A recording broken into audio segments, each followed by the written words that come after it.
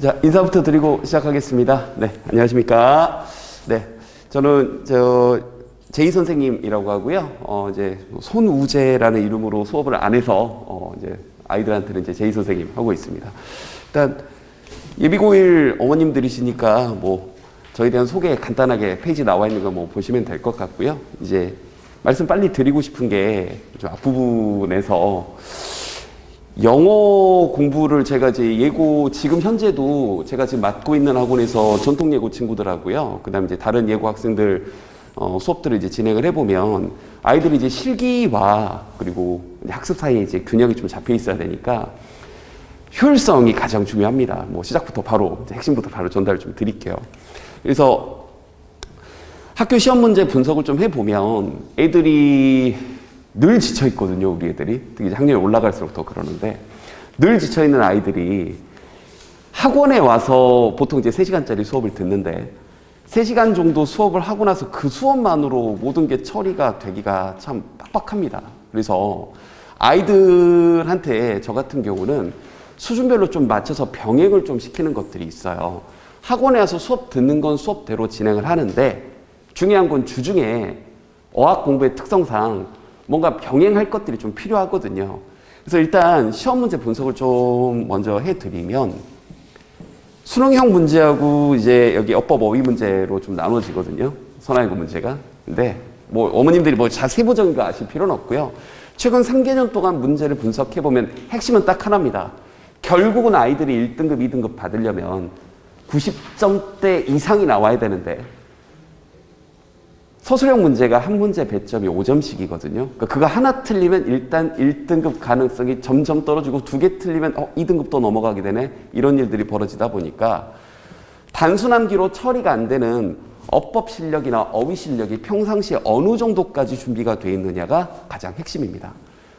그래서 모든 선생님들이 다 강조하시는 것처럼 이제 탄탄한 문법이 핵심이다라고 하는데 그 문법과 어휘를 제가 수업 시간에 일주일에 하루 와가지고 3시간 막 이렇게 해준다고 애들이 자기네께 되는 게 아니거든요.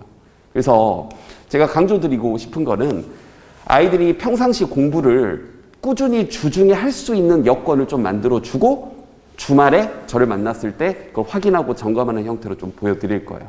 일단 이제 촬영이 되다 보니까 이제 이니셜로 썼는데 대충 아실 거예요. 거기 선아랑 관련되어 있는 그 중학교. 거기 이제 기출문제 중3 걸 하나 가지고 왔는데요.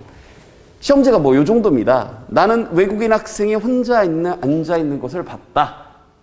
요 정도가 중3 때 내신이에요. 서술형이라고 하는. 그럼 이게 이제 사실 지각동사를 묻고 있는 문장인데 지각동사 뭐 이런 거 몰라도 그냥 애들이 요 정도 문장은 짧게 외워서 써버릴 수도 있는 거죠. 그런데 학년이 결국 올라가면 이게 이제 요 정도 서술형 문제를 써야 됩니다. 일단 우리말부터 힘들어. 어머님들 보면 고체는 공기가 전형적으로 음파를 전달하는 것 힘들어. 그럼 이제 이걸 암기를 시키긴 해야 되는데 글쎄요. 이걸 단순히 암기만 해서 물론 저도 암기를 시킬 거고 커버는 할 건데 궁극적으로 우리 아이들 수시와 함께 정시까지 병행을 시키려면 단순한 암기만으로는 커버가 안 됩니다. 그래서 이 부분들을 제가 좀 이해를 바탕으로 좀 시켜주는 부분들이 있어요. 일단 시험제 나오는 패턴들이 객관식 문제도 만만치 않습니다. 아까 암기로 커버가 안 된다라고 했는데 이건 바로 올해 1학년 문제거든요. 현재 이번 학년도 현재 지금 1학년 지금 우리 친구들 바로 위에 학년 친구들인데요. 보면 여기 영영차전 문제도 출제가 됐어요. 평상시 학습이 안 돼 있으면 불가능합니다. 또 뭐도 출제가 됐냐면요. 뭐 여기 영작하는 건 기본이고 여기 보면 이 대시 관계대명사 정확하게는 목적격 관계대명사인데 이 대시 기존의 문법 문제들은 이게 어법상 옳은 곳을 고르셔야 하는 문제들을 또 출제가 됐었는데 여기 보면 A와 쓰임이 다른 것에서 대시 들어가 있는 문장을 5개 주고 이 중에 어머님들 또 소시적 공부들을 하셨으니까 목적격 관계대명사가 아닌 게 3번이거든요. 3번. 이 3번이 접속사 대시입니다. 그럼 아이들이 이게 평상시에 교과서만 달달달 암기해서 될 문제냐라는 거죠. 그래서 문법적인 쓰임까지 이해가 되어 있어야 이 문제를 풀 수가 있는 거예요. 이 자리가 대시야 외웠던 친구들은 이 문제 만나면 틀리게 되는 거죠. 응용이 안 되니까. 나머지가 관계대명사 되시고 여기 혼자 접속사 되신 걸 구별할 수 있어야 됩니다. 그래서 평상시에 영영풀이 문제까지, 왜냐하면 한 문제 한 문제가 너무 소중하니까, 그리고 어법적인 쓰임까지 판단할 수 있어야 되는데, 그러면 어떻게 제가 시킬 건지 빨리 말씀드릴게요. 일단 어휘는 관리가 핵심입니다. 어머님들 다 아실 거예요. 어휘 뭐 한 주에 적게는 100개에서 많게는 한 200개까지 암기를 시키거든요. 근데 그거 아이들 아시잖아요. 학원 수업 오기 직전에 저 같은 경우는 이제 토요일 오전 수업으로 잡아놨는데 금요일 밤부터 하면 그나마 착한 애야, 성실한 애야. 토요일 아침에 엄마 차 타고 오면서 그냥 다다다다다 해가지고 순간암 기록으로 통과하면 무슨 의미가 있냐고요, 아이들에게. 저도 제가 이제 강의한 지 17년이 됐거든요, 벌써. 17년 동안 재수생부터 뭐 그다음에 이제 예고 학생들, 대치동 학생들 뭐 쭉 보면 그렇게 단순 암기로 그 순간으로 이 모면에서 넘어가는 암기는 오래 남지가 않습니다. 그래서 이걸 제가 철저하게 관리를 어떻게 진행하는지 뒤에서 좀 보여드릴게요. 그다음 어법, 구문, 논리. 이 논리 얘기는 이제 수능형 논리 문제 얘기를 하는 건데, 감히 제가 이제 강의 생활을 오래 하면서 내신과 수능이 연계가 돼야 된다는 얘기를 자주 말씀을 드리거든요. 저도 이제 유튜브에서 입시 강의를 좀 오랫동안 해서 제 영상이 좀 조회수도 뭐 몇십만 건 이렇게 올라가 있고, 입시 영상 강의를 제가 17년부터 쭉 이렇게 올렸거든요. 이제 포마스쿨이라는 채널에서 쭉 진행을 했었는데요. 거기서 제가 제일 많이 했던 얘기 중에 하나가 이거예요. 내신과 수능은 결국 하나다. 예고 학생들도 다르지 않습니다. 우리 친구들 결과적으로 크게 보면 뒤에서 이제 우리 전체 입시 얘기를 뒤에서 얘기해 주실 텐데 제가 일부분만 얘기를 해드리면, 결국은 내신 때는 내신 공부, 수능 때는 수능 공부 해봤자 이 효율성이 안 나옵니다. 처음 말씀드렸던 그 효율성 관점에서 보면 내신 대비가 수능 대비로 연결이 될 수 있게 해야 되는데, 선화 예고 선생님들은 일단 그런 면에서 굉장히 신경을 많이 써주신 게, 교과서만 출제하는 게 아니라 시험 문제 자체를 현재 올해 같은 경우는 부교재로 활용하신 교재가 EBS 교재인데 꽤 괜찮아요. 수능 대비하기에. 그리고 모의고사까지 매년 포함을 시켜주십니다. 그리고 나오는 문제 퀄리티가 굉장히 수능형에 가깝게 출제를 해주세요. 그러니까 변별력을 가르기 위해서 암기형 문제도 어느 정도 서술형으로 외워서 써야 되는 문제도 출제를 해주시고, 탄탄한 문법 실력을 위해서 문법 문제도 굉장히 많이, 제가 아까 맨 첫 페이지에 도표 분석해드린 것처럼 문법 문제도 굉장히 출제를 많이 해주시는데, 그러면서 동시에 고1 학생들까지 수능 준비가 가능하도록 수능형 문제까지 같이 병행해서 꼭 출제를 해주십니다. 굉장히 신경을 많이 써주시는 거예요, 학교 선생님들께서. 보통 제가 이제 강북 메가 스터디에도 있었고, 신촌 메가 스터디에도 있었고, 또 뭐 전통예고 친구들, 뭐 선화예고, 서울예고 친구들, 정말 서울 각지에 있는 애들은 제가 다 만나보거든요. 큰 학원에 있으면 이제 그런 것들이 있어요. 처음에 항상 이제 강의 초창기는 힘들었는데, 지금 이제 10몇 년 차 지나니까 그게 다 재산이 됐죠. 근데 학교 선생님들이 그렇게 신경 써주는 학교가 그렇게 많지가 않습니다, 생각보다. 대부분 문제를 너무 쉽게 내거나 대충 내거나 그래요. 기출문제 그대로 내거나. 그래서 뭐 애들 개나 소나, 너무 직설적인 표현이지만 점수가 잘 나오게 출제를 해버리시는 학교도 꽤 많습니다. 근데 학교에서 꽤 신경을 써서 수능형 문제까지 변별력 있게 출제를 해주십니다. 그럼 우리가 준비를, 평상시 수업은 일단 어법과 특히 이제 이런 시기에, 직접 내신 대비 직전 시기에는 어법과 구문 독해에 대해서 준비를 해줘야 되는데, 여기서 애들마다 실력 차가 분명히 있어요. 개별 과외가 아닌 이상. 어떻게 제가 딱 2명만 되더라도 레벨별 수업이 안 될 거 아니에요. 제가 전달하는 수업이 한 명은 잘 먹힐 거고 한 명은 어려워요 내지는 쉬워요 할 테니까. 제가 아무리 베테랑 강사여도 여기 어머님 계신 학생 수만큼 딱 들어왔는데, 학생들 개별, 얘는 분사구문이 약하고 쟤는 관계대명사 주격이 약하네, 쟤는 투부정사의 용법이 약하네, 한 수업 시간 내에 그걸 다 처리해 준다는 건 거짓말이죠. 그래서 저는 본 수업 시간에는 공통 진도를 나가더라도 개별적으로 내주는 아이들 이제 수준별 강의들을 준비를 따로 다 해놨습니다. 그래서 어휘부터 좀 말씀을 드리면, 제가 이제 아이들에게 기본 교재로 나가는 어휘 교재를 일부러 레벨을 최상의 레벨로 좀 세팅을 해놨어요. 제가 샘플을 좀 넣어놨는데요. 어휘는 저 같은 경우는 이제 어원, 문맥, 연상법 모든 걸 다 활용을 합니다. 그래서 뭐 제 어휘 교재 좋다 뭐 이거 다 떠나서 관리가 돼야 된다고요. 제 교재 아무리 좋아도 뭐 합니까? 저도 뭐 자랑 조금 말씀드리면 제 이름 박혀있는 시중 교재가 시중에 24권 출판이 됐습니다. 제 이름으로 검색하면 영어 교재가 네이버에 나와요. 근데 저는 처음에 그 좋은 교재 만들고 나면 이제 나 이제 저자로 좀 편하게 살 수 있을 것 같다. 네. 아까 질문 좀 나왔네. 이거 질문 제가 좀 이따 말씀드릴게요. 좀 편하게 살 수 있을 것 같다. 이렇게 생각을 좀 했었는데, 아니더라고요. 처음에 교재 만들고 제가 너무 자만했었던 거죠. 교재 만들고 중요한 건 관리예요. 그래서 제가 처음 교재를 2018년도부터 출판을 했는데, 18, 19, 20년 지나면서 그 다음에 교재 만들고 붙인 게 관리 프로그램입니다. 관리 프로그램이요. 오늘은 사실 시간이 조금 한정돼 있어서 이런 것들 어머니하고 같이 좀 해보고 싶었는데 제 어휘교재에 들어있는 부분인데 일단 이 부분 넘어가고요. 이 부분도 같이 해보고 싶었는데 일단 넘어가고요. 자, 교재 샘플이 이렇게 돼 있어요. 이게 지금 제 교재 한 부분인데요. 여기 보면 꽤 어려운 단어입니다. 고1 친구들이 외우기에는 꽤 어려운 단어예요. 근데 일부러 교재 레벨은 제 자체 교재는 최상위 레벨로 세팅을 해놓고요. 교재 구성이 여러분들 아이들 시험 대비하기 참 좋게 되어 있습니다. 이 slowly라는 단어가 뭐 꾀지지 않이라는 뜻인데 동의어와 반의어를 모든 교재마다 넣어놨고요. 모든 단어마다. 그리고 영영 풀이까지 다 넣어놨습니다. 그리고 아이들이 문맥상 추론할 수 있도록 전부 다 안에 넣어놨어요. 근데 저는 이걸 만들면 처음에 다 끝난 줄 알았다고요. 이야, 세계 최고의 교재다 이제. 감히. 근데 관리가 핵심입니다. 관리가 핵심이에요. 제가 아이들한테 온라인 테스트를 일단은 기본 세팅을 주 2회인데 사실 제가 여기다 주 2회라고 만들어 놨지만 이런 시기에 아이들마다 조금 스케줄이 좀 다를 수 있는데 제가 개강을 하고 나서 아이들하고 좀 상의를 해보고요. 좀 어느 정도 내 새끼들 됐다 싶었을 때는 강도를 좀 높일 예정입니다. 주 2회로 좀 부족하죠. 주 3회 정도는 봐야 되는데 그걸 온라인 테스트로 보고 나면 저한테 이렇게 어머님한테도 이렇게 결과가 올라갈 거예요. 그럼 이 올라간 결과들을 바탕으로 제가 주중에 아이들이 지금 이 정도 상태구나 확인을 하고 주말에 다시 그 시험을 다시 봅니다. 이렇게 했더니 이제 여기는 이제 이 현장에서 보는 테스트에서 이제 제시가 있는 거예요. 근데 현재 제가 이제 이렇게 해서 운영을 했더니 긍정적인 효과가 아이들이 온라인 테스트를 현장 테스트를 보기 위한 활용 용도로 쓰다 보니까 여기 지금 표 보시면 같은 이름 안에 혼자 이렇게 두 칸씩 올라가 세 칸씩 이렇게 올라가 있는 친구들이 있죠.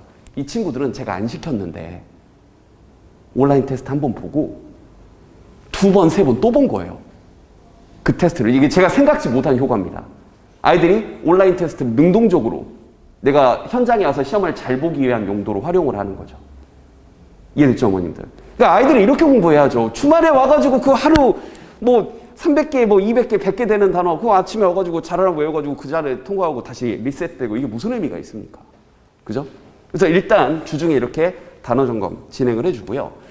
그 다음 이제 어법과 관련된 얘기는 제가 뒤에서 이제 인간 관련된 얘기가 나오니까 가는데 여기 아까 3번 선택지 접속사가 아니라 관계부사 when 대신 쓰인 접속사 대신하니까 이게 라이브로 진행이 되니까 예. 이 부분 3번 선택지에서요. 이때 대신 관계부사라고 생각하시는 어머니 라이브로 아마 질문하신 것 같은데 함정에 빠지셨습니다. For some time이 중간에 껴있어요. 여기 believe 다음에 나와 있는 접속사 대시입니다. 질문이 올라와서 알려드렸고 이거 고3 참고적으로 물어보셨으니까 이게 고3 모의고사에서 나온 문장을 선생님께서 출제로 넣으신 겁니다. 지금 다시 한번 올해 시험지입니다. 올해 시험지.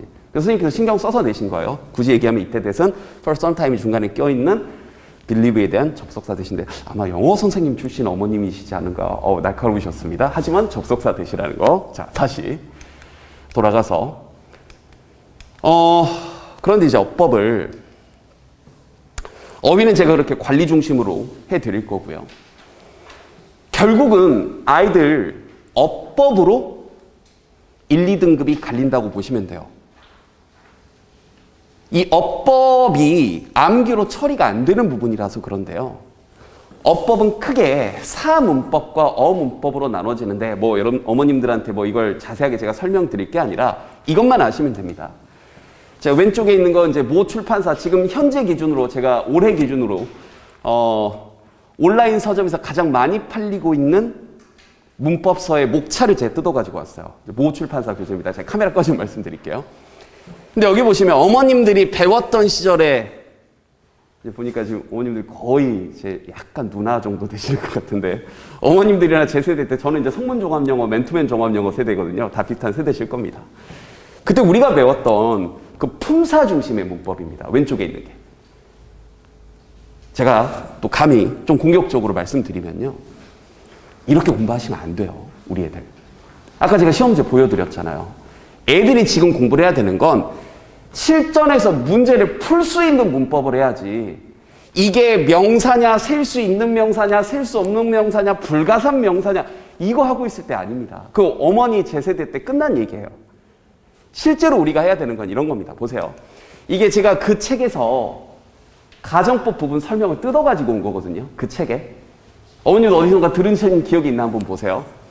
가정법 과거 개념은 현재 사실에 반대되는 가정이나 상상을 나타낼 때 사용. 이 말이 틀렸다는 게 아니라 보세요. 전 이렇게 가르치거든요. 가정법은 시제일치가 핵심이다 라고 가르쳐요. 간단하게 예문을 제가 너무나 좋아하고 애정하는 아이유님을 예문을 한번 들어봤습니다. 어머님들 그래도 소시적에 공부들 하셨으니까 또 온라인들 포함해서 이게 현재 사실의 반대, 뭐 과거 사실의 반대로 풀리십니까? 이 문제가? 이 문제 딱 봤을 때 현재 사실의 반대인지 과거 사실의 반대인지 이게 중요한가요? 제가 가르쳤던 방식으로 보면 시제일치가 핵심입니다. 여기에 동사의 과거 형태가 있으니까 여기도 조동사의 과거 형태. 그래서 이건 뒤에 게 정답이고요. 여기는 동사의 현재 형태가 있으니까 조동사에 딱히 시제를 변화시키지 않고 will이라는 동사 원형을 쓴다. 끝. 이렇게. 그리고 중요한 건 해석. 어머님들 이 두 문장 해석 한번 해보세요. 마음속으로. 제가 17년 강의하면서 심지어 최상위권 친구들도 이거 해석시켜보면 다 이렇게 해석합니다. 만약 아이유가 나를 좋아한다면. 밑에 문장 해석해봐. 만약 아이유가 나를 좋아했다면. 틀렸어요. 위에 것도 아이유가 나를 좋아한다면이고 밑에 것도 아이유가 나를 좋아한다면입니다. 선생님 왜요? 다시 현재 사실에 반대되는 가정이나 상상 이걸 이렇게 말하니까 애들이 이해를 못하고 있는 거예요. 가정법은 현재도 한다면이고 과거도 한다면인데 위에 건 어느 정도 일어날 일 그래서 문법적으로 조건절이라고 부르고요. 밑에 친구는요. 말 그대로 가정이에요. 일어날 가능성이 낮은 일이니까 일부러 문법적으로 과거 시제를 써서 말이 안 되게 해냈다라는 학설도 있습니다. 얘도 한다면이에요. 그러니까 예를 들어서 이런 거죠. 네가 내 딸이라면 이라고 할 때 if you are my daughter라고 하지 않고 if you were my daughter 이렇게 표현을 하는 겁니다. 근데 아이들이 이건 중요하게 여기지 않고 현재 사실의 반대 이걸 이렇게 공부를 하니까 해석도 안 되고 문법도 틀리죠. 실제 기출문제 하나 보여드릴게요. 애들 시험지가 이렇게 나옵니다. 밑줄 친구 애들 일부러 시험지를 일부러 들고 왔어요. 실제 시험지를. 애 고민의 고뇌의 흔적이 막 느껴집니까? 어머님들 막 밑줄 친 것 중 틀린 것을 모두 고르시오. 아 잔인해. 한 개 고르시오도 아니고 모두 고르시오입니다. 그런데 여기 가정법 문장이 두 개나 들어가 있습니다. 근데 이걸 뭐 과거 사실의 반대, 현재 사실의 반대가 아니라 제가 지금 체크해 놓은 것처럼 여기 과거 시제 들어가 있는 거 보이시죠? 그럼 여기 조동사 과거 끝. 여기 과거 시제 들어가 있는 거 보이시죠? if 자래? 그럼 여기도 조동사의 과거 형태 끝. 이렇게 공부하시면 되는 거예요. 애들이 문법 문제를 풀 수 있게 공부를 해야지. 맨날 앉아가지고 투부정사의 명사적 용법, 형용사적 용법, 부사적 용법 이렇게 하고 있는 겁니다. 뭐 여기에는 제가 안 넣어놨지만 투부정사도 마찬가지예요. 투가 시험지에 나왔을 때 어떻게 푸는지가 중요한 거지. 이게 무슨적 용법이라는 거야. 애들 도망갑니다. 아니면 문법 그 글자 외우는 귀신이 돼요. 그래서 문법 공부를 할 때는 아까 처음에 보여드렸던 것처럼 여기 실전 중심의 문법을 공부를 해야 된다. 문법 문제를 풀 수 있게 해야 된다. 그래서 제가 이제 뭐 개강을 하게 됐을 때 아이들에게 실전 문제를 어떻게 푸는지 보여드릴 거고요. 여기에 관련돼서 이제 뒤에서 나올 얘기인데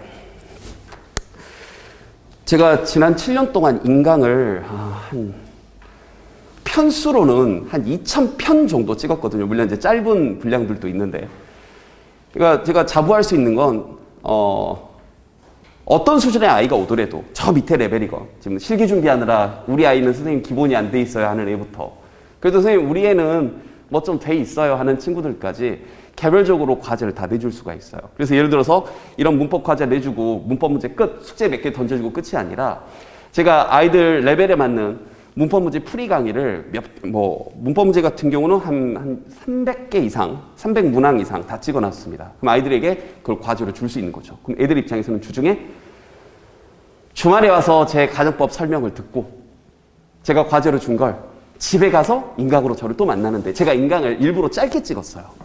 어떻게 해요? 5분, 10분짜리로. 아시죠? 애들 집중력. 어머님들, 지금 요 연령대 어머님들이시면 아마 중학교 때, 카메라 켜져 있지만, 이제 온라인 다 프리패스 끊어 주셔 보신 경험 있잖아요. 그죠? 수박시건, 어디건. 그럼 애들 하나요? 안 합니다. 그 선생님들이 강의를 못해서가 아니라 애들 입장에서는 어머님도 생각해 보세요. 지금 이 자리에 앉으셔가지고 지금 벌써 힘드시잖아요. 애들도 카메라 저 멀리 떨어진 선생님의 강의를 50분, 1시간 어떻게 듣습니까? 그리고 피드백도 바로 없는데. 그래서 제가 강의를 좀 짧게 끊어서 5분, 10분짜리로 준비를 해가지고 아이들에게 끊어서 줄 거예요. 그리고 그걸 계속 점검을 좀 해줄 겁니다. 예, 저고요. 네. 그래서 샘플로 하나 올려놨는데 중요한 건 이런 거죠. 제가 이제 자체 검증된이라는 표현을 썼는데 자체 인강하고 아이들 수준에 맞게 기초가 부족하면 기초가 부족한 대로 맞춰서 제공을 다 해줄 거고요. 그런 다음에 다시 현장 강의로 모아서 문법 관련된 내용들을 진행을 좀 할 겁니다. 중요한 건 그리고 나서 피드백 테스트를 해야죠. 저는 지론이 이렇습니다. 어머님도 아마 공감하실 거예요. 학습은 시험으로 완성이 됩니다. 애들이 시험 보는 걸 되게 꺼려하는데 그 시험 보는 재미를 느끼기 시작하면 아이들이 시험 보는 걸 제가 말을 안 해도 아까 말씀드렸던 것처럼 온라인 테스트 막 2번, 3번, 4번 보고요. 피드백 테스트도 아이들이 되게 신나게 봅니다. 이게 지금 피드백 테스트지를 일부러 넣어놨는데 이게 지금 어떤 표시들이냐면요.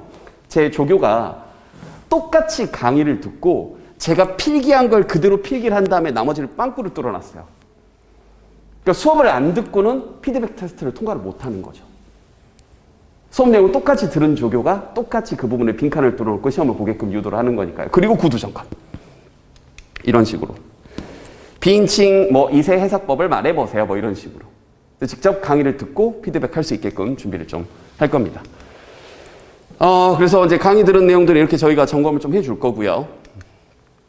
이건 이제 제 친구들 후기입니다. 하나씩 보시고 몇 개만 샘플 넣으라 그랬더니 네, 좀 넣어놨네요. 조금 시간이 한정이 좀 돼 있는 것 같아서 일부러 좀 엑기스만 전달을 드렸는데요.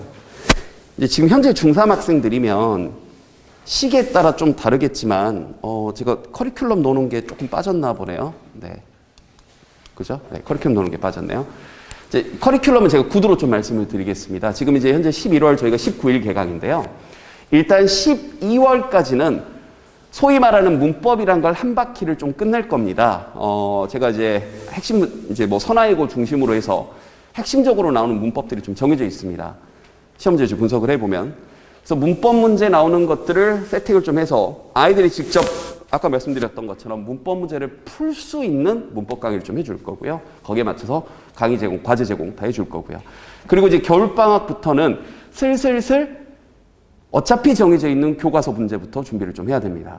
어차피 이제 교과서 1, 2가 정해져서 저는 진짜 거의 외우다시피 한 능률 김성곤이라는 교과서를 먼저 세팅을 할 거고요. 학교에서 이제 부교재가 세팅이 됩니다. 최근 3년 동안 보면 매년 부교재가 달랐거든요. 작년에 썼던 올림퍼스가 저는 개인적으로 조금 마음에 드는데 그건 제 마음이니까 이 정도면 아이들 수능 대비할 때 지금 1학년 때 준비하기 참 좋은 교재다라는 생각은 들었는데 올해 선생님께서 어떤 의도를 가지실지는 모르니까 부교재는 좀 설정이 될 때까지 좀 기다려야 되고요. 그리고 내년 3월에 치르게 될 모의고사형 문제가 이제 여러분들 아이들 중간고사에 좀 포함이 될 겁니다. 그거는 제가 이제 그때 가서 이제 세팅을 해서 좀 알려드릴 거예요. 그래서 1월부터는 교과서를 아이들이 능수능란하게 할 수 있도록 준비를 좀 미리미리 해두는 이런 형태로 좀 갈 겁니다. 그리고 평상시에 끊임없이 하드한 단어 암기 계속 시켜야 됩니다. 그래서 크게 보시면 이렇게 되면 돼요. 제 자체 교재로는 최고난도 단어, 그리고 평상시 시험 범위에 해당되는 단어들은 실제 시험 수준의 단어들, 그리고 개별 인강으로 아이들 수준에 맞는 강의들, 그리고 주말에 저와 함께 만나서 현장 강의, 이렇게 생각을 하시면 되겠습니다. 마지막으로 이 말씀만 드리고 이제 마무리하겠습니다. 제가 뭐 이제 예비고1 친구들도 이렇게 이제 이번에 이제 개강을 하게 됐는데, 전체적으로는 입시라는 큰 틀에서 아이들을 좀 많이 만나고 있어요. 그래서 이제 예고 학생들을 좀 보면 어머님들 너무 잘 아시겠지만 항상 지쳐 있고 아이들이 좀 쩔어 있어요. 항상 스케줄에 치여 다니고요. 그래서 제가 수업하면서 제일 신경 쓰려고 하는 부분이, 아이들이 저 사람을 신뢰할 수 있다. 저 선생님 믿으면, 이 수업 들으면, 저 선생님이 하라는 과제를 하면 내가 성적이 오르겠네 라는 유대감 형성이 가장 중요한 것 같습니다.